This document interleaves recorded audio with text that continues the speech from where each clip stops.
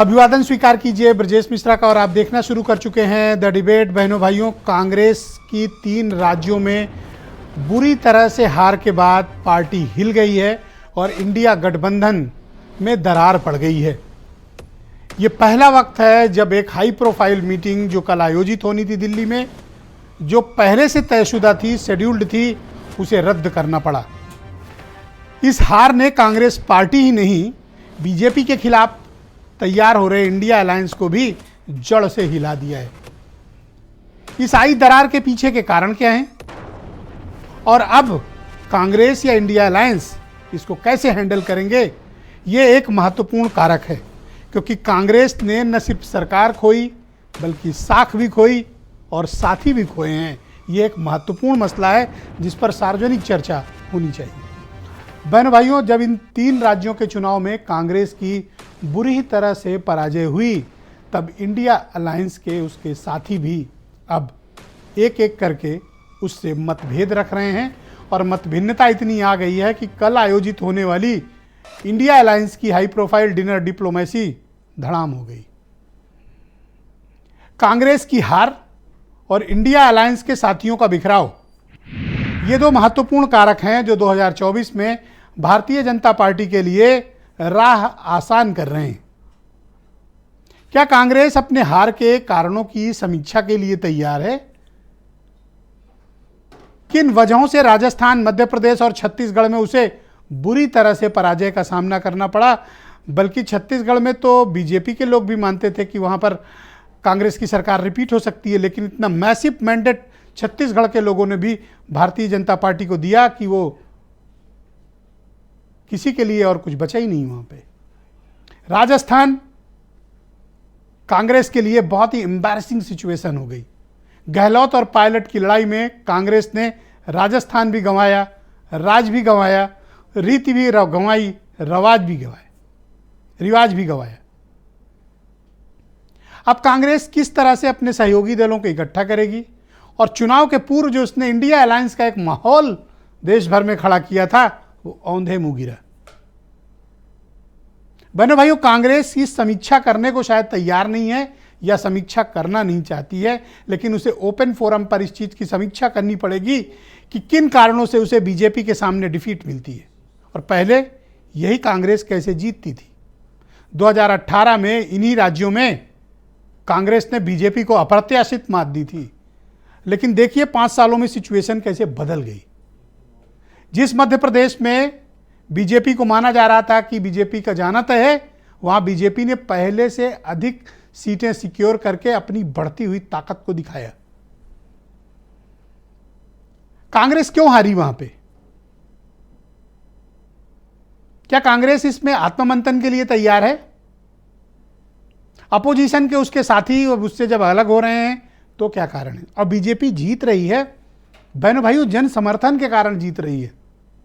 एक बहुमत है जो भारतीय जनता पार्टी की नीति, रीति, आचार, विचार और सरकार पर उनके एतबार को दिखाती है। बहुत से लोग इस सच्चाई को स्वीकार नहीं करते, लेकिन पब्लिक ओपिनियन का बहुमत जो इस देश की संसदीय परंपरा है, जिसको सर्वाधिक मत मिले वो जीतेगा, वो भारतीय जनता पार्टी के साथ है। उनके सरकार के तौर तरीके भी उन्हें लोगों को पसंद आ रहे हैं। तो क्या कांग्रेस कुछ आत्ममंथन के लिए तैयार है?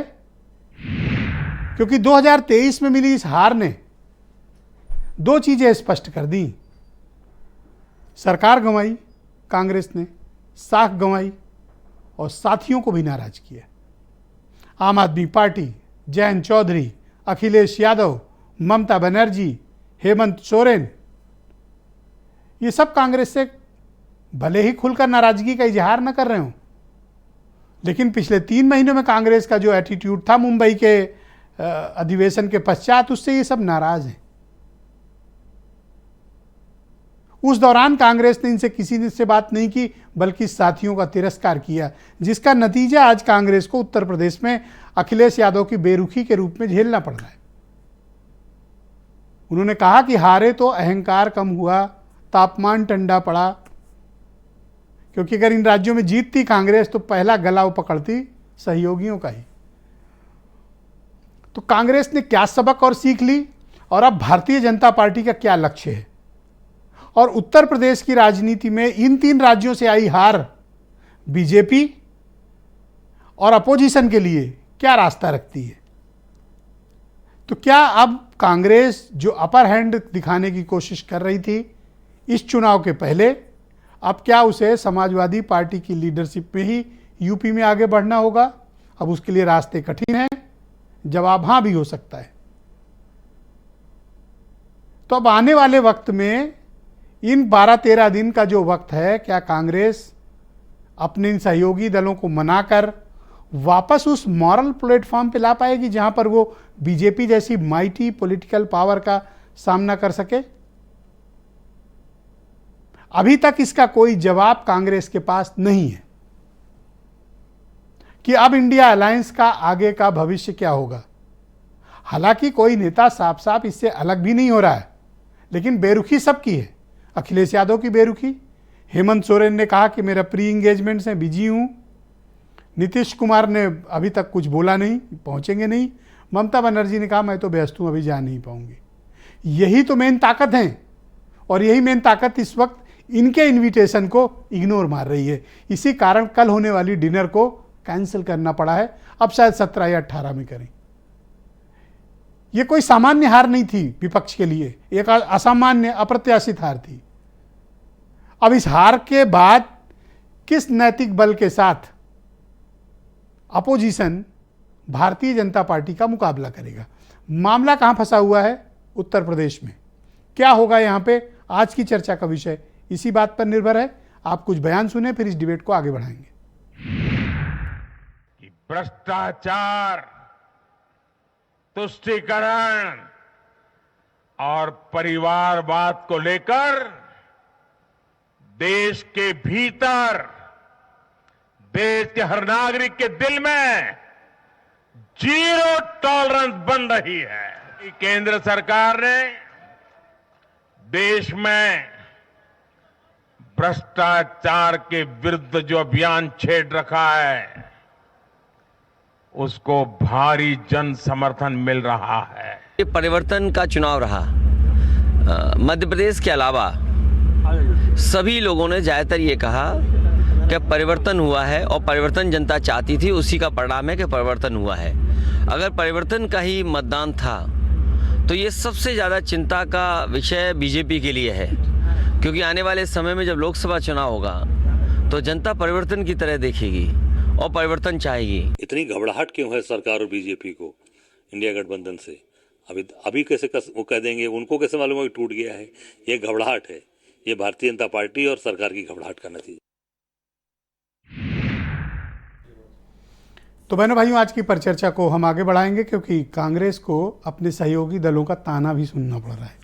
आलोक वर्मा बीजेपी के प्रवक्ता हैं, आसिम वकार एमआईएम के राष्ट्रीय प्रवक्ता, नीलू रंजन जी जाने माने पत्रकार, अनिल दुबे राष्ट्रीय लोकदल से हैं, तमजीद अहमद मेरे साथ मौजूद हैं कांग्रेस से हैं, शरद शरण सिंह समाजवादी पार्टी से हैं और नीलू रंजन जी मुझे दिल्ली से ज्वाइन कर रहे हैं, जाने माने पत्रकार हैं, और वीरेंद्र सिंह जी हमारे स्टेट हेड। आप सबका शुक्रिया और धन्यवाद इस कार्यक्रम में मेरे साथ शिरकत करने के लिए। भारतीय जनता पार्टी आलोक वर्मा जी अपने को कहाँ पर पाती है? अब जब इंडिया अलायंस में थोड़े बिखराव दिख रहे हैं, आप अपने लिए रास्ता उत्तर प्रदेश में सुगम पाते हैं? ब्रजेश भाई, हम तो पहले से कहते थे कि जो गठबंधन हुआ है, जो INDIA बनाया है, वो ठगों का गठबंधन है और साफ साफ दिख भी रहा है। उनके अंदर से इस तरीके की आवाज़ें आ रही हैं। 2024 का इलेक्शन आने वाले समय में है, कुछ वक्त बचा है। निश्चित रूप से जिस तरीके के नतीजे आए हैं उससे हम उत्साहित हैं और जो हमने लक्ष्य बना रखा है तकरीबन सारी सीटें जीतने का, उत्तर प्रदेश में 80 के 80 सीटें जीतने का हमने लक्ष्य बना रखा है। निश्चित रूप से उसे हम जीतेंगे। माननीय योगी जी का जो काम है, माननीय मोदी जी का जो वर्क है, जिस तरीके से हमने देश को आगे बढ़ाया है, आम लोगों के लिए काम किया है, उसको समर्थन भी मिल रहा है। हम निश्चित रूप से कार्यकर्ता के तौर पर, भारतीय जनता पार्टी के सिपाही के तौर पर हम सभी उत्साहित हैं और हमें पूरा विश्वास है कि 2003 राज्यों में बहुमत की सरकार तो आपने बना ली, लेकिन अभी तक आप मुख्यमंत्री तय नहीं कर पाए। कर देंगे ब्रजेश भाई, मुझे लगता है कि बड़े काम करने के लिए थोड़ा सा वक्त लगता है। 1-2 दिन और ठहरिए, आपके सामने सारे नाम आ जाएंगे। और सबसे बड़ी चीज़ है कि हमारा चेहरा माननीय प्रधानमंत्री जी का है। माननीय प्रधानमंत्री जी एक ऐसे लीडर के तौर पे निश्चित रूप से उभर के आए हैं, जिन्होंने अपना चेहरा आगे किया, हर जगह आगे किया और देश ने उनके ऊपर भरोसा किया। जो प्रधानमंत्री जी ने कहा देश उसे मानता है, अच्छी बात ये है। आज हम 9-10 साल जो हमारे हुए हैं हिंदुस्तान को आगे बढ़ाने के लिए जो हमने काम किया है, उस पर देश को विश्वास है, प्रदेश को विश्वास है, ये बड़ी बात है। तो मुझे लगता है कि लगातार हमारी जीत हो रही है, लगातार हमारी बढ़ोतरी हो रही है, हमारे वोट परसेंट बढ़ रहे हैं। छत्तीसगढ़ में हमने 13% वोट ज़्यादा हासिल किए पिछले साल जो हमने वोट हासिल किए थे उसमें। मध्य प्रदेश में भी हमने 7% वोटों में बढ़ोतरी की। राजस्थान में ज़्यादा बढ़ोतरी नहीं हुई, तो तकरीबन 3% वोटों की हमने बढ़ोतरी की। तो लगातार हम थैंक यू आलोक जी, शुक्रिया। डिबेट को आगे बढ़ाते हैं। धन्यवाद आलोक जी, हमारे साथ जुड़े रहिएगा। डिबेट के दूसरे चरण में आपके बाकी विचारों को सम्मिलित करेंगे। शरद शरण सिंह मेरे साथ मौजूद हैं, समाजवादी पार्टी के प्रवक्ता हैं। आप मुझे बताइए शरद जी कि आपकी पार्टी ने क्या तय किया? आप समाजवादी पार्टी के नेतृत्व में उत्तर प्रदेश में चुनाव चाहते हैं या फिर इंडिया अलायंस में कांग्रेस और आप एक साथ एक ही प्लेटफॉर्म पर चुनाव लड़ना चाहते हैं? आप लोगों ने डिसाइड क्या किया? क्योंकि समटाइम अजीब अजीब स्टेटमेंट आ रहे हैं। कभी कहा जा रहा है सपा के नेतृत्व में लड़ा जाएगा, कभी कहा जा रहा है कि गठबंधन में है। आखिर स्टेटस क्या है आपका? देखिए ब्रिजेश जी, बहुत बहुत धन्यवाद अपने प्लेटफॉर्म पे आने के लिए। आवाज थोड़ी एको आ रही है। हाँ, मैं ठीक करा रहा हूँ, आप जब तक बोलते रहें। समाजवादी पार्टी की स्थापना ही समाजवाद के आंदोलन से हुई। हमारा मुद्दा बिल्कुल क्लियर है। हम सामाजिक न्याय की बात करते हैं और जो इंडिया अलायंस बना था वो बेसिकली एक लड़ाई के लिए बना था कि देश के संविधान पे, लोकतंत्र पे और जो सेक्युलर वैल्यूज हैं उनको अब खतरा है। बना था से आपका क्या तात्पर्य है शरद जी, ये स्पष्ट करते चलें। जी, क्योंकि इतिहास में बना था तो पास्ट टेंस में ही कहना पड़ेगा। ओके, लेकिन है अभी चल रहा है, प्रेजेंट में है अभी? निश्चित जी, बिल्कुल निश्चित। ओके, मैं खुद दिल से आपको आज बात कह रहा हूँ।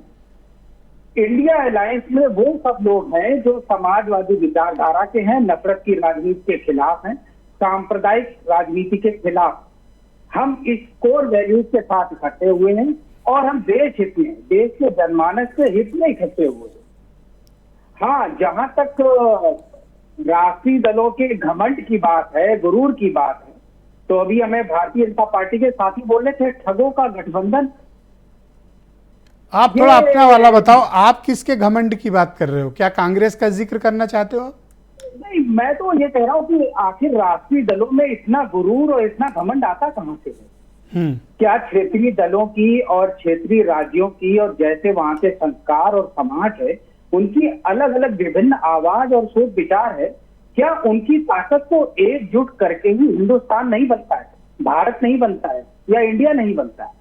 तो हमें इन सब जो विभिन्न अलग अलग आवाजें हैं, अलग अलग समाज की जरूरतें हैं, उनको जो रिप्रेजेंट कर रहा है उनको बहुत सम्मान। क्या कांग्रेस के साथ आप आगे पार्लियामेंट्री इलेक्शन में बढ़ना चाहेंगे इस अलायंस में, या फिर अभी बात होनी बाकी है? इंडिया अलायंस में जो भी होगा, समाजवादी मूल्यों के साथ जो भी लोकतंत्र और संविधान को बचाने के लिए साथ देना चाहेगा, वो सिर्फ एक साथ एक पटल पे होंगे और मुझे लगता है तकरीबन वही पार्टियां एक साथ हैं। हाँ, ये जरूर है कि मौजूदा हालात में कम से कम, जैसे कहते हैं कि गांव में, एक खानदान में, एक परिवार में जब कठिन वक्त, दुरूह वक्त आता है तो बहुत लोग जमीन पे आ जाते हैं, और जब वो जमीन पे आ जाते हैं तो कहीं ज्यादा मजबूती से और अच्छी तरीके से प्लान करके और चीजों को कांग्रेस के लिए आपके पास उत्तर प्रदेश में क्या फार्मूला है? देखिए, अभी तो मैं आपसे सच कहूं ब्रिजेश जी, इंडिया अलायंस की शुरुआती बैठकों का दौर है और कल जो बैठक हो रही है वो भी देखिए, इसको कोऑर्डिनेट, वो बैठक तो निरस्त हो गई है, वो बैठक अभी आगे बढ़ गई है। आज मीडिया में ये खबर चल रही है कि अखिलेश यादव नहीं जाएंगे अगली बैठक में, अब पार्टी के दूसरे लीडर्स को भेजेंगे, क्या ये सही है? नहीं, देखिए, पहले तो इतने दिन से कोई वार्तालाप तो हुआ नहीं है, 2-3 महीने तक सब अपने अपने तरीके से चुनाव में व्यस्त थे, जो भी अव्यवस्थाएं रही हैं। तो सबसे पहले तो वापस प्लेटफॉर्म पे आके कोऑर्डिनेट करना पड़ेगा, चीजों को सिंक्रोनाइज करना पड़ेगा। जब हम एक वेवलेंथ, एक फ्रीक्वेंसी पे आएंगे, स्थितियां तय होंगी, जो कोऑर्डिनेटिंग हमारे लोग, अभी आपकी फ्रीक्वेंसी गड़बड़ाई हुई है और फ्रीक्वेंसी मैच नहीं कर रही है। ट्रू? नहीं, 2-3 महीने तक कोई बातचीत ही नहीं हुई ब्रजेश जी, सब अपने अपने में मस्त थे, अपनी अपनी सोच में मदमस्ती थी। मदमस्ती, जी। ये मदमस्ती क्या होती है? मदमस्ती होता है जब आपको ये गुरूर हो जाए कि गांव में सबसे मजबूत, सबसे समझदार, सबसे पढ़ा लिखा, सबसे ताकतवर परिवार आप है। गांव की समस्याएं सिर्फ आप समझते हैं, गांव की समस्याओं को दूर करने का ज्ञान सिर्फ आपके पास है, बाकी लोग सिर्फ लड़ने के लिए। क्यों चुप हो गए? कंटिन्यू करो आप। जी, तो मैं ये आपसे कहना चाहता था कि जब इस तरीके की सोच कोई ले आए और जब परिवार कोई से आपका तात्पर्य कांग्रेस से है? नहीं, मतलब मैं और ज्यादा क्या कहूं, चीजें परिदृश्य में सबके सामने। क्या मध्य प्रदेश में आपको अपमानित किया गया? देखिए, सामाजिक जीवन में और राजनीतिक जीवन में सिर्फ जनता ही भगवान है और जनता का सम्मान। हम सब तो काम करने वाले लोग हैं। कोई किसी भी तरह की भाषा या मर्म का इस्तेमाल करें वो उनकी इच्छा है। मेरे संस्कार या हमारे समाजवादी जो संस्कार हैं, हम उस तरीके की चीजों में जाते नहीं है। लेकिन दिक्कत क्या है कि जनता इसको बहुत मर्म से देखती है। हिंदुस्तान का समाज सम्मान के साथ, स्वाभिमान के साथ समझौता नहीं करता। क्या जिन्होंने आपके नेता को लेकर कुछ अजीबोगरीब और अपमानजनक टिप्पणी की थी, अब उन्हीं के साथ बैठकर मंच साझा करेंगे? जी बिल्कुल, क्योंकि हमारे वैल्यू सिस्टम सेम है और देश पे खतरा बड़ा सर, वो तो आपको भला बुरा कह रहे थे, वैल्यू सिस्टम कौन सा है इसमें? नहीं, हम समाजवादी और सेकुलर विचारधारा के सभी दल हैं और हम सब ये मानते हैं कि वर्तमान में लोकतंत्र पे और संविधान पे बहुत अधिक खतरा है। थैंक यू, शुक्रिया। मैं आगे डिबेट को आगे बढ़ाता हूं। मेरे साथ उत्तर प्रदेश में कांग्रेस के प्रवक्ता तमजीद अहमद भी मौजूद हैं। अहमद साहब, मैं आपसे समझना चाहता हूं कि कांग्रेस ने, ऐसा लोग मानते हैं कि साख भी गंवाई जनता के बीच, सरकार भी गंवा दी, और साथियों का गुस्सा और उनके ताने और उनके हमले आपके सामने हैं, कहने की ज़रूरत नहीं है। गलती क्या हुई आपसे? विजय जी नमस्कार, और सारे पैनलिस्ट को नमस्कार। देखिए, 2 तारीख की शाम तक तो सभी मान के चल रहे थे कि हमसे कोई गलती नहीं हुई, लेकिन 3 तारीख को जो परिणाम आया तो अब जाहिर सी बात है कि हम हारे हैं तो हमें सबकी सुननी पड़ेगी। हार तो वैसे भी अनाथ होती है, जीत के तो बहुत श्रेय लेने वाले होते हैं, हार तो अनाथ होती है और कांग्रेस पार्टी उसके लिए तैयार भी है। लेकिन विजय जी, इसका जो हारे हुए ये दार्शनिकता तब क्यों नहीं आई जब अपने ही साथियों का हाथ मरोड़ रहे थे, जब आपकी लहर टाइप चढ़ते हुए बताया जा रहा है? विजय जी देखिए, उस स्टैंड पे अगर आप देखेंगे तो आज मध्य प्रदेश के नतीजे आने के बाद आप ये मान लीजिए कि वो स्टैंड हमारा बिल्कुल सही था। हम तो समाजवादी पार्टी को बेदखल करने का आपका स्टैंड सही था? मैं कोई टीका टिप्पणी नहीं करना चाह रहा, लेकिन नतीजे यही बता रहे हैं। कैसे? थोड़ा जस्टिफाई करो। जस्टिफाई लॉजिकल बात करते हैं हम लोग। अगर आप नतीजे उठा के देख लीजिए तो कितने परसेंट वोट मिला है? 0.4%। और कितने प्रत्याशियों की जमानत जब्त हुई है? आप बताओ ना। मुझे तो जहां तक जानकारी है लगभग सभी की जब्त हो गई है। तो है। कहने का मतलब ये था कि हम लोग उस समय भी यही रिपोर्ट थी कि हमारे पास स्थिति उस तरह से नहीं है, लेकिन चूंकि अब हार जीत का जो फैसला होना था वो हो चुका है। और यही बात पलट के अगर आपसे समाजवादी पार्टी पूछेगी कि उत्तर प्रदेश में आपका क्या, तो नहीं, क्यों विजय जी? 2% अभी 2%। देखिए 2% है, लेकिन चुनाव किसका होने जा रहा है 2024 में? ये कौन सा लॉजिक हुआ? मैं विजय जी एक छोटी सी बात कह रहा हूँ, चुनाव है। मैं क्या कह रहा हूँ, लोकसभा का, देखिए विजय भाई एक छोटी सी बात मैं कह रहा हूँ, लोकसभा का चुनाव होना है। लोकसभा का चुनाव और विधानसभा के चुनाव में जो मनोस्थिति होती जनता की अलग होती है। एक छोटी सी एग्जांपल दे रहा हूँ। 2014 मेरे 30 सेकंड, एक सेकंड रुक जाओ। 2014 का इलेक्शन भी दिल्ली के लिए लड़ा गया था, 2019 का इलेक्शन भी लड़ा गया था, वो तो लखनऊ का चुनाव नहीं था। मैं उसी पे आ रहा हूं। अपनी पार्टी की स्थिति देखी। बहुत अच्छी बात आपने कही। मैं एक छोटा सा एग्जांपल दे रहा हूं। 2018 में हम मध्य प्रदेश भी जीते थे, हम राजस्थान भी जीते थे, हम छत्तीसगढ़ भी जीते थे। 2019 में हम हार गए।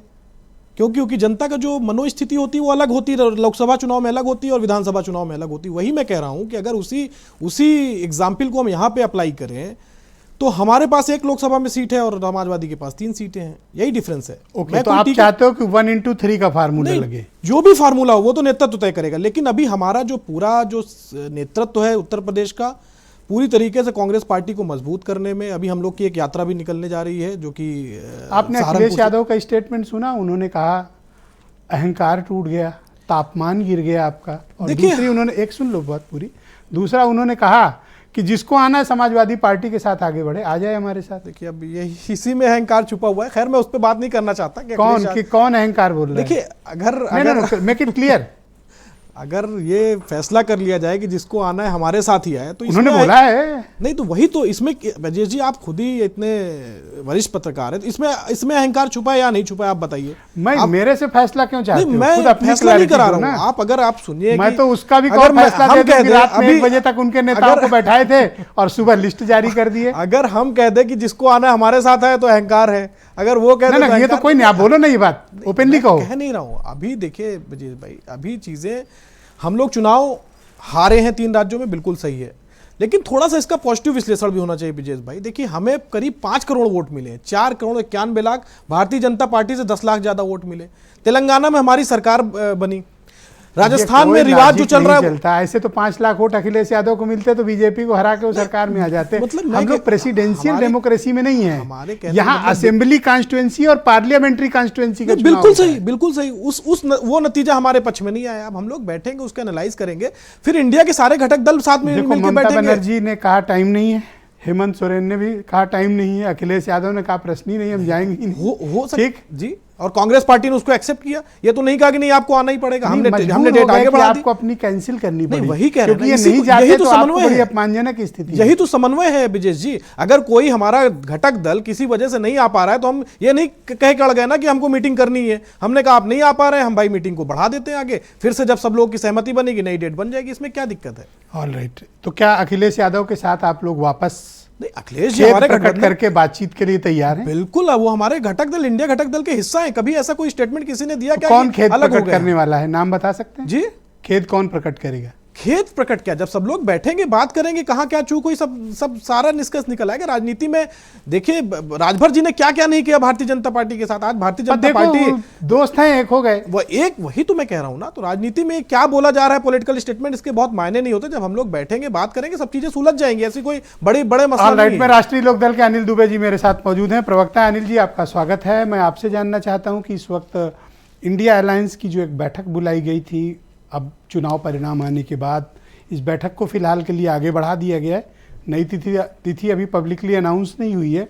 आपकी पार्टी क्या ओपिनियन रखती है कि कांग्रेस क्यों हारी, और कांग्रेस का व्यवहार, विशेष तौर पर आपकी पार्टी ने भी काफ़ी कंप्लेंट की थी कि उसे सिर्फ 1 सीट दी गई राजस्थान में लड़ने के लिए, वो भी लास्ट मोमेंट पे।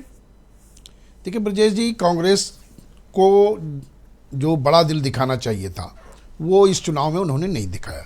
अगर वो सबको साथ लेकर के चलती, देखिए देश की जनता की मंशा थी कि गठबंधन जो इंडिया अलायंस बना है, ये लोकसभा चुनाव के साथ साथ विधानसभा चुनाव में भी इसका अगर होता तो ये फायदा होता, क्योंकि जनता चाहती है गठबंधन। और हम लोग ये कह रहे थे कि लोकसभा में गठबंधन है, विधानसभा में नहीं है, तो जनता कहती थी भाई ये कौन सा वो है। मध्य प्रदेश में आपने समाजवादी पार्टी को साथ नहीं लिया, राजस्थान में हम ज़्यादा सीटों पर प्रभावशाली थे, हमारे नेता का प्रभाव था, आपने हमको 1 सीट पर समेट दिया। इसके बाद भी हमने भारतीय जनता पार्टी को हराने में जो भी हमसे बन पड़ा हमारी पार्टी ने किया, हमको 1 सीट आप जीत कर आए, आपका तो स्ट्राइक रेट बढ़िया है। हाँ, हमने 1 सीट, आप हमें 10 सीट दिए होते, हम 10 जीत करके आते। खतौली भी ली आपने, खतौली भी जीत ली। तो अगर इन्होंने क्षेत्रीय दलों को इनको साथ लेकर के चलना चाहिए था। ये जो संदेश आया है 2024 के लिए, ये बड़ा संदेश है।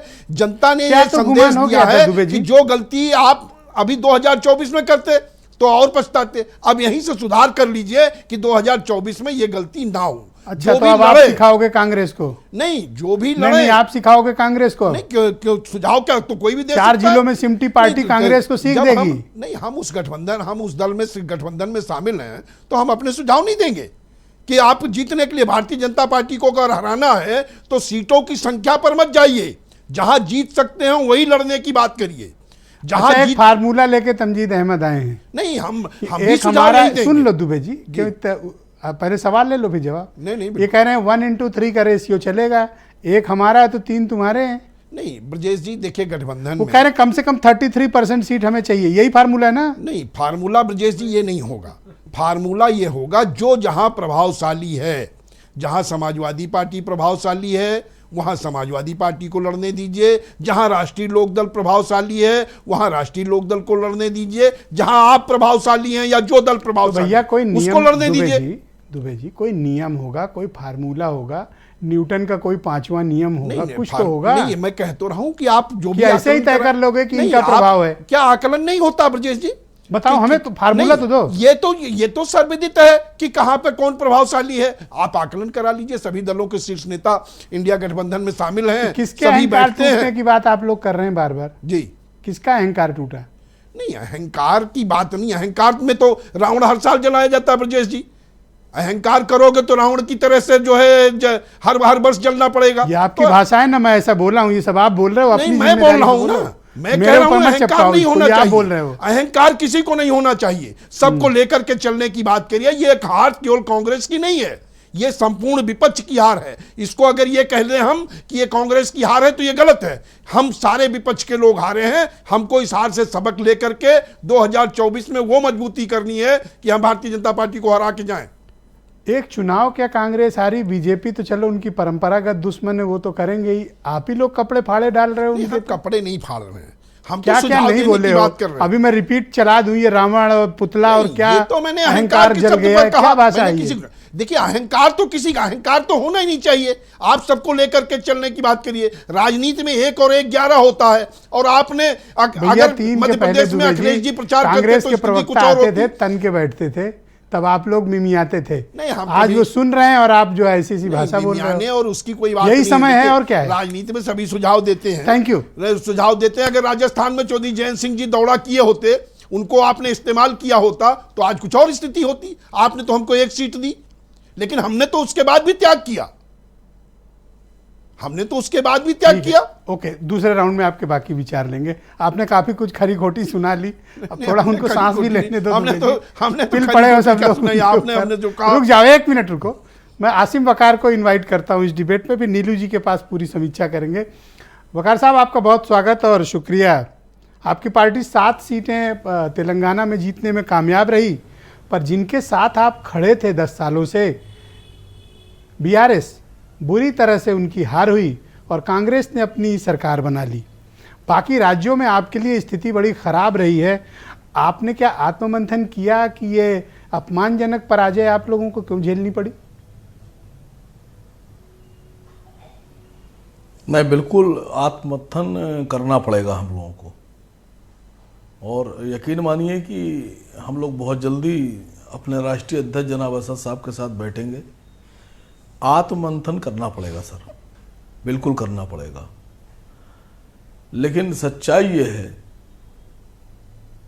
कि विपक्ष जिस तरह से मैदान में था और जिस तरह से इंडिया गठबंधन के एलाई पार्टनर्स को मतलब उनके साथ हालात पैदा किए गए, उनको नीचा दिखाया गया, वो मैं समझता हूं कि बेहतर तरीका नहीं था। अगर सब मिलकर लड़ते तो ज्यादा अच्छा रिजल्ट आता। मुझे लगता है कांग्रेस ने जो बातें बोली, जिस तरह के रवैये अख्तियार किए, उससे वोटर कंफ्यूज हो गया। और ये हार निजी तौर पर मैं कांग्रेस की हार मानता हूं। कांग्रेस की लीडरशिप की हार है, कांग्रेस के लोगों की हार है, और कांग्रेस की रणनीतिकारों की हार है, और कांग्रेस की जो आइडियोलॉजी है उसकी हार है। भाई, छत्तीसगढ़, मध्य प्रदेश, राजस्थान, आप देखिए ये बड़े राज्य हैं। और सबसे बड़ी जो बात है, अभी तक किसी ने नहीं बोली है सर, जो हिंदी भाषी प्रदेश हैं वहां भारतीय जनता पार्टी का डायरेक्ट मुकाबला कांग्रेस से था और कांग्रेस हार गई हिंदी भाषी प्रदेश में। और जो गैर हिंदी भाषी प्रदेश था तेलंगाना, आप देखिए जहां पर स्टेट पार्टी की सरकार थी पिछले 10 साल से, वहां भारतीय जनता पार्टी मुंह के बल गिरी है। तो यह कन्फर्म हो गया है कि हिंदी भाषी प्रदेश में कांग्रेस बीजेपी को डिफीट नहीं दे पाई।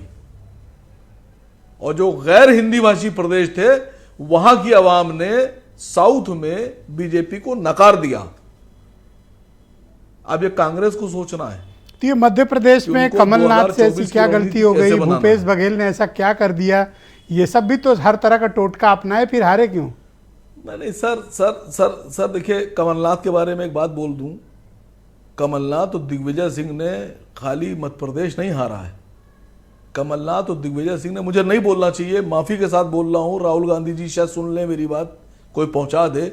कमलनाथ और दिग्विजय जी ने मध्य प्रदेश नहीं हारा है, उन्होंने कांग्रेस पार्टी को नष्ट कर दिया है मध्य प्रदेश में। जो भी पार्टी होती है वो second line leadership, third line leadership से चलती है कि पुराना जाएगा नया आएगा। ये जो नेशनल लीडरशिप होती है इसकी जिम्मेदारी होती है कि नौजवान भी होना चाहिए, मिडिल एज के लोग भी होना चाहिए लीडरशिप में। कमलनाथ और दिग्विजय सिंह ने कांग्रेस की लीडरशिप ही खत्म कर दी और अवाम ने कमलनाथ और दिग्विजय सिंह की आइडियोलॉजी खत्म कर दी। अपनी चिंता करिए, आप कहां तक पहुंच गए कांग्रेस को कोसते कोसते? सर देखिए, असद ओवैसी साहब हैदराबाद में पूरी मजबूती से चुनाव लड़े और 4 स्टेट जोड़िए, तेलंगाना, राजस्थान, मध्य प्रदेश और छत्तीसगढ़। इन 4 स्टेट में कांग्रेस पार्टी के मुस्लिम विधायकों की संख्या 7, 4 स्टेट में 7 मुसलमान विधायक जी कांग्रेस पार्टी के, और सिर्फ तेलंगाना में, हैदराबाद में हमारी पार्टी 9 सीट पर लड़ी। ठीक है, मैं आपके समझ से हमारे हैदराबाद में 7 पढ़ना चाहता हूं और मैं चाहता हूं कि दर्शक भी वो डेटा सुन लें और पैनल पे बैठे लोग भी। राजस्थान में असीम वकार की पार्टी MIM 10 प्रत्याशी मैदान में उतारा, नीलू रंजन जी इन्होंने, और इनको जानते हैं कितने वोट मिले? 10 प्रत्याशी मिला के इन्हें 1499 वोट मिले, 1500 वोट भी नहीं मिले, यानी 150 वोट प्रति प्रत्याशी। आपको तो वोट कटवा भी कहना, वोट कटवा का अपमान होगा वकार साहब। इससे बड़ा एम्बैरेसमेंट आपके लिए कोई हो सकता है? नहीं सर, नहीं सर, बहुत शुक्रिया आपका, आपने सवाल पूछा ये, और मैं आपके करीब होता तो आपके हाथ चूम लेता। अरे दूर से चूम लो, मैं बढ़ा देता आपने कि नहीं सच्चाई सर है, नहीं सच्चाई है सर। ये राजस्थान में हमारे सारे प्रत्याशियों को मिलाने के बाद भी इतने वोट नहीं मिले। आप कांग्रेस से पूछिए कि राजस्थान में हारे कैसे, ये किसने हरा दिया इनको? मध्य प्रदेश में हमारे कुल 3 प्रत्याशी लड़ रहे थे, जिसमें बुरहानपुर में हमारे प्रत्याशी 1000 वोट से हार गए हैं, बीजेपी से 1000 वोट से। कांग्रेस वहां कहीं नहीं है। सर कांग्रेस की चिंता छोड़ो, आपको बहुत बुरी तरह से खारिज कर दिया गया है सर। जिस तरह के आपके हालात हैं, अब आपको तेलंगाना से बाहर की राजनीति के, वो भी हैदराबाद की राजनीति के बाहर, अब आपके लिए कोई स्पेस नहीं है। आपको 10 प्रत्याशी 1500 वोट भी नहीं पाते हो, क्या है? अपनी स्थिति का आकलन करो सर। मैं आपसे नहीं, मैं आपसे कह तो रहा हूं कि कांग्रेस से पूछिए कि मुसलमानों ने तो उनको वोट दे दिया पूरा, तो कैसे हार गए वो? हमको तो नहीं दिया। राजस्थान में पूरा वोट इनको दे दिया, मध्य प्रदेश, इसका मतलब हिंदू वोटर्स ने कांग्रेस को नकार दिया है। और कांग्रेस मुसलमानों के वोट पर जितने जीती है, मुसलमानों को वोट पे जीती है, लेकिन टिकट नहीं दिए। मध्य प्रदेश में 2 विधायक जीते हैं इनके, और 2 ही टिकट इन्होंने दिए। राजस्थान में 5 मुस्लिम विधायक जीते हैं, और पूरे राजस्थान में मुसलमानों का वोट इनको मिला है। ये धोखा किया है सर इन्हीं ने। छत्तीसगढ़ में 0 विधायक है मुसलमान। आप तो गए थे वहां गेम करने, लेकिन आपके साथ मुसलमान विधायक जनता ने बहुत बड़ा कांड कर दिया है। और मेरे ख्याल से अब आपको हैदराबाद के बाहर कहीं चुनाव लड़ने पर विचार करना चाहिए। नहीं, वो तो सर हमको, अब हम लोग डिसाइड करेंगे। Thank you. क्या करना है क्या नहीं करना है। अभी 2022 के विधानसभा चुनाव में जी 90% सीटों पर कांग्रेस की जमानत जब्त हो गई थी। तो आप यही बात इन पे लागू कीजिए। पूछा मैंने उनसे कि 2% वोट पे कितनी सीट ले लोगे, तो वो कह रहे हैं 1:3 का फार्मूला लगाओ।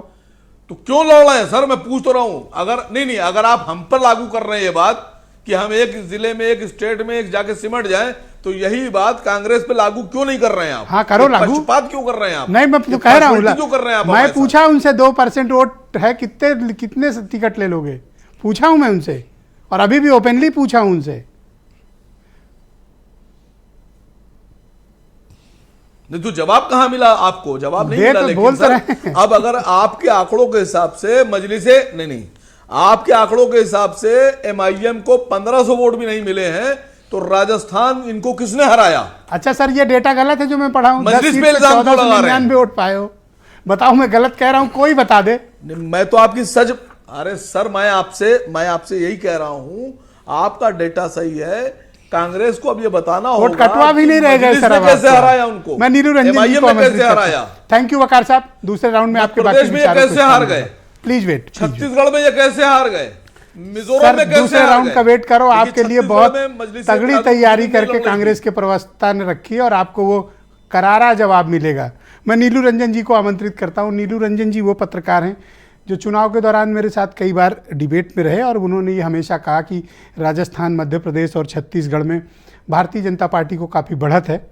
तब मेरे साथ डिबेट में जो अपोजिशन के लोग रहते थे इन्हें काफ़ी भला बुरा कहते थे, लेकिन इनके आंकड़े और तथ्य सही साबित हुए और बीजेपी को इन तीनों राज्यों में बहुमत मिला। विपक्ष की हार का इन 3 राज्यों में नीलू जी क्या कारण आपको लगा और ये क्यों खुद को ओवर एस्टिमेट कर रहे थे?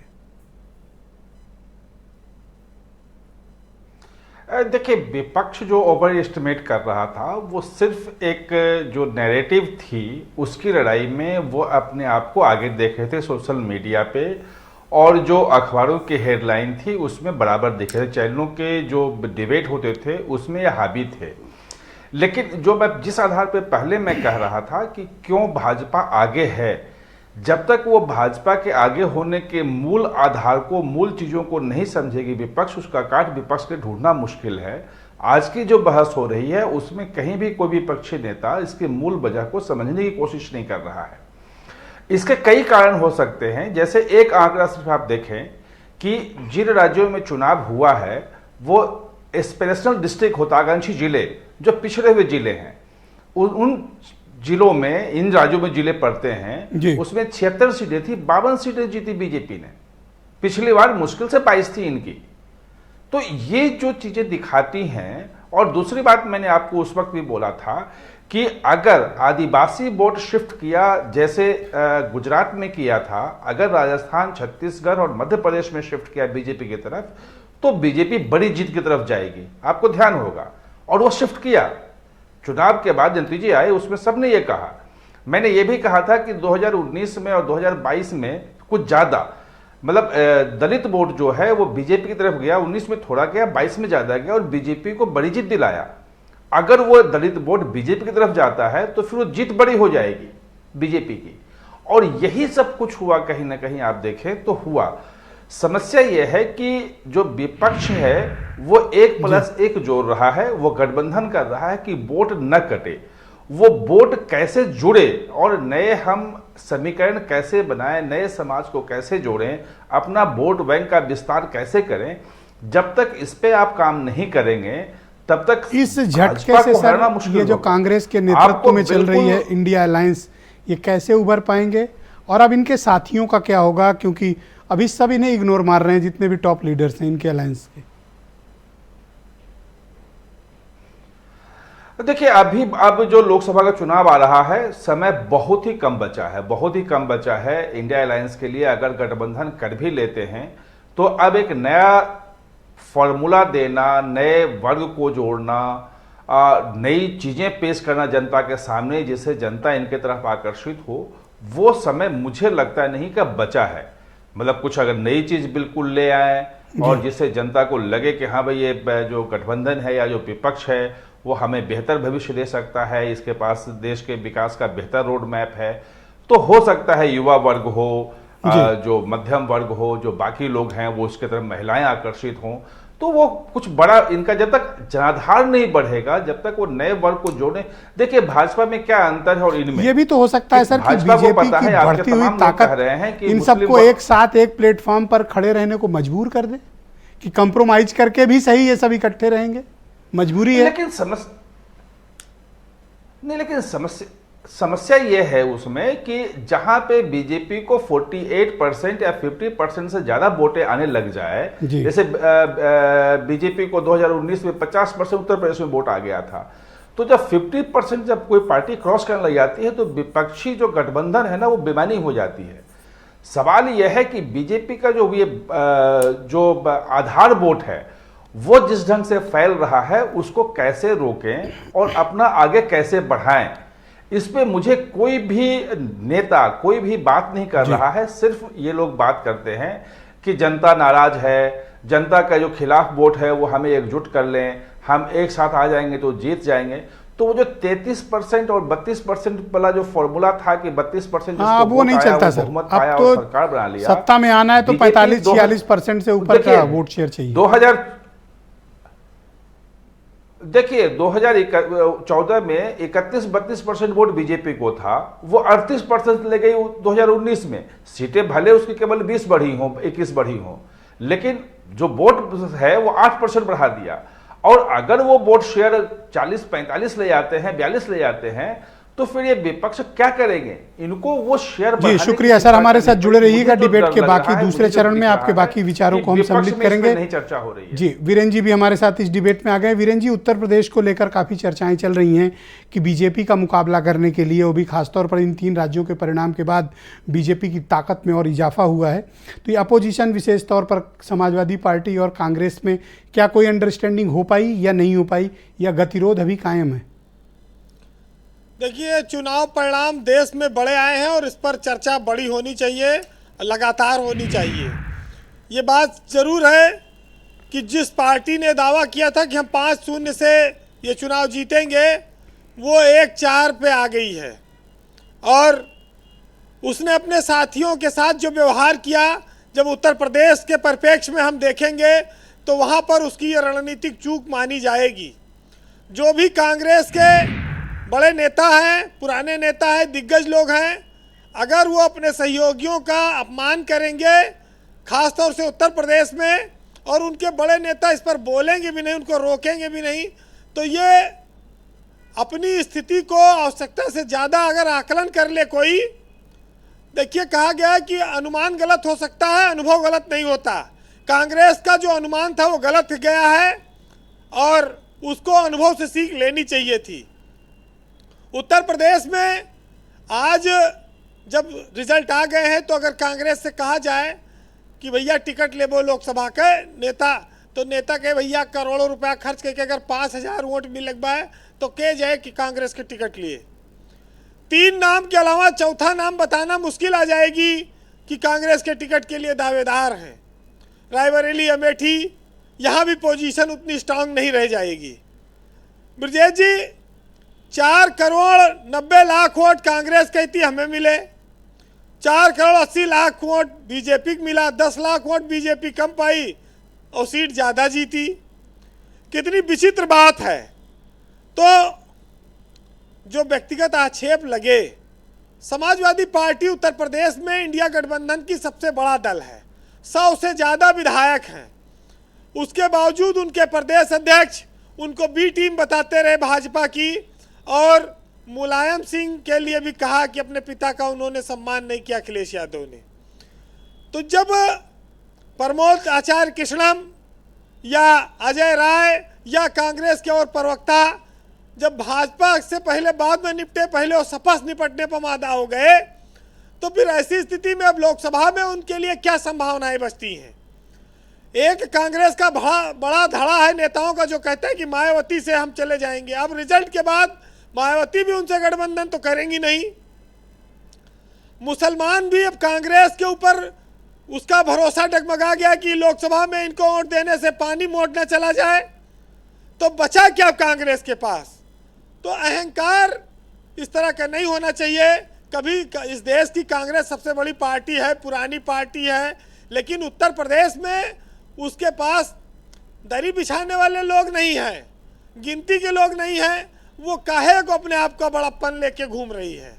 जहां जिस राज्य में सहयोगी दल अगर बड़ा है तो उसका सम्मान बढ़ाने में क्या आपत्ति है? फिर आखिर गठबंधन का औचित्य क्या रह गया? अगर इंडिया अलायंस बनाया आपने और अपने दलों को आप सम्मान नहीं दे पा रहे हैं, तो फिर इस अलायंस का बहुत मतलब नहीं रह जाता है। ब्रजेश जी, आपस की लड़ाई में बीजेपी को तो देखिए हमेशा फायदा हुआ, और मैं ये नहीं कहता हूं कि कांग्रेस की सारी जिम्मेदारी है। कोई एक पार्टी, कोई एक नेता सभी को खुश नहीं रख सकता, लेकिन अपने सहयोगी दलों का सम्मान बरकरार रखना उनकी जिम्मेदारी है। भाजपा एक गेम चेंजर पार्टी बन के उभरी है, उसने हारी हुई बाजी को जीता है, उसने गेम को लगातार पलटा है। लेकिन कांग्रेस किसके दम पे 80 सीटों की तैयारी कर रही है उत्तर प्रदेश में? 80 प्रत्याशी उसको ढूंढना बड़ा मुश्किल हो जाएगा आज की तारीख में जो हालात बने हैं। अभी प्रवक्ता ने कहा कि हार जो होती है वो अनाथ होती है, कोई गोद नहीं लेता। अरे भाई, जब खानदान बड़ा था, संयुक्त परिवार था, तो अनाथ कैसे होगी? जब आपने चाचा चाची भतीजों को सबको अपना माना ही नहीं, तो फिर अब अनाथ तो होगी ही। जी तो कुल मिलाकर स्थिति ये है। बहरहाल सियासत में वक्त बदलता रहता है, हर चुनाव एक नई स्थिति लेकर आता है, लेकिन कांग्रेस को ये समझना चाहिए कि जिसे हम जवाब नहीं दे पाते उसे रब जवाब देता है, और जब वो जवाब देता है तो फिर वो लाजवाब देता है। तो इन चीज़ों पर लोगों को समझना होगा। बहरहाल सुनिएगा, एक साहित्यकार ने लिखा है कि है जिनके पास अपने वो अपनों से झगड़ते हैं, और नहीं है जिनके पास कोई अपना वो अपनों को तरसते हैं। और मतलबी रिश्तों की बस इतनी सी कहानी है, अच्छे वक्त में मेरी खूबियाँ और बुरे वक्त में मेरी कमियाँ गिनानी हैं। बहुत शुक्रिया वीरेंद्र जी, आपका बहुत बहुत धन्यवाद ग्राउंड जीरो से अपने फीडबैक, इनपुट और अपडेट हमें उपलब्ध कराने के लिए। बहनों भाइयों, इस परिचर्चा को आगे बढ़ाएंगे। आलोक वर्मा बीजेपी के प्रवक्ता मेरे साथ इस वक्त मौजूद हैं। आलोक जी, जिन मुद्दों का जिक्र अपोजिशन ने इन चुनावों में किया, जैसे जातिगत जनगणना, आरक्षण, ओपीएस के मुद्दे, फ्री बीज के तमाम मुद्दे, क्या ये मुद्दे नहीं चले और उत्तर प्रदेश में आप इन मुद्दों की कोई फिक्र बीजेपी नहीं करती है? देखिए, भारतीय जनता पार्टी शुरुआती दौर से ही कहती है कि सबका साथ, सबका विकास, सबका विश्वास और सबका प्रयास। जात जमात में बंटवारा करके जो लोग राजनीति करते हैं वो दौर ख़त्म हो गया। 21वीं सदी की दुनिया है, 21वीं सदी के वोटर हैं, वो जानते हैं कि किसके साथ रह करके किस तरीके का परिवर्तन आ सकता है। योगी आदित्यनाथ जी दूसरी बार मुख्यमंत्री उत्तर प्रदेश के बने हैं। 9-10 सालों से माननीय मोदी जी का शासन है हिंदुस्तान में, और किस तरीके का परिवर्तन आया है देश में और उत्तर प्रदेश में, ये वोटर अच्छी तरीके से जानते हैं। और मुझे लगता है कि लगातार जो जीत, अगर उत्तर प्रदेश की बात आपने की, उत्तर प्रदेश के परिप्रेक्ष्य में अगर देखें तो 2014 के बाद से हमने शानदार जीत उत्तर प्रदेश में हासिल की। किसी भी तरीके का गठबंधन लोगों ने किया है। समाजवादी पार्टी, मुझे याद है 2017 में समाजवादी पार्टी कांग्रेस के साथ गई, लेकिन तब भी हम जीते। 2019 में ऐतिहासिक गठबंधन साइकिल का हुआ और हाथी का हुआ, उसके बाद भी हम जीते। 2022 में समाजवादी पार्टी ने कहा कि नहीं, काम नहीं चल रहा है, दूसरे दलों से, छोटे दलों से गठबंधन करेंगे, और क्या नतीजा निकला वो भी आप जानते हैं। गंवई इलेक्शन हो, शहरी इलेक्शन हो, मतदाता हमारे साथ हैं। इसलिए साथ हैं कि हमने सबके बारे में, सबकी तरक्की के बारे में सोचा।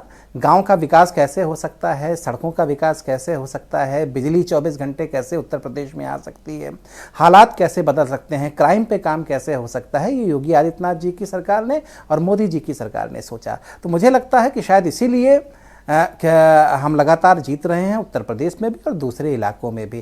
देखिए, पार्टी के संगठन के भीतर हम अक्सर कहते हैं कि 100 में 60 हमारे हैं, 40 में बंटवारा है, और जिसमें बंटवारा है उसमें भी हमारा है। Thank you. जहाँ जहाँ इलेक्शन अभी हुए, चाहे छत्तीसगढ़ ले लीजिए, चाहे दूसरे इलाके ले लीजिए, 50% के आसपास वोट हमको मिले हैं। इसको हम धीरे धीरे और बढ़ा रहे हैं। निश्चित रूप से भारतीय जनता पार्टी को हराना इतना आसान अब है नहीं। धन्यवाद जी। बहुत शुक्रिया। मैं शरद जी को आमंत्रित करता हूं, समाजवादी पार्टी के प्रवक्ता हैं। आपने कांग्रेस की बात सुनी, वो 1:3 का बंटवारा चाहते हैं। आपके पास 3 MP हैं, उनके पास एक फार्मूला वो ये वाला चाहते हैं। क्या आपको ये फार्मूला स्वीकार है? अगर ब्रजेश जी आप मुझे परमिशन दें तो नीलू जी ने बहस को बहुत अच्छी लाइन पे ले जाके मोड़ा था, और उसके बाद आलोक वर्मा जी का प्रवचन भी सुना। अभी मैंने चुनावी भाषण दे रहे थे, मैं उससे थोड़ा सा बोलना चाहूंगा।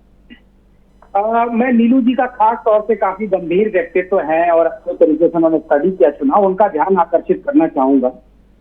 22 के चुनाव के बाद समाजवादी पार्टी ने जिस तरीके से परिस्थितियों का आकलन किया, तो अखिलेश जी ने बहुत पहले बोल दिया था कि भारतीय जनता पार्टी को हराने का एक ही मूल मंत्र है, वो है पीडीए।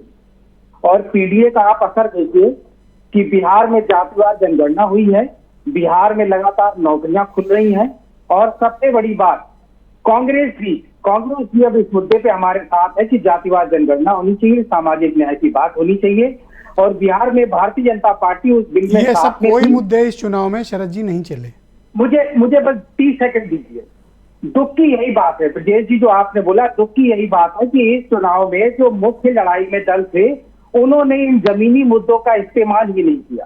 किसी ने सामाजिक न्याय की, जातिवार जनगणना की, लोगों को हक देने की, गरीब गुरबों को ताकत देने की, शिक्षा देने की किसी ने बात ही नहीं की।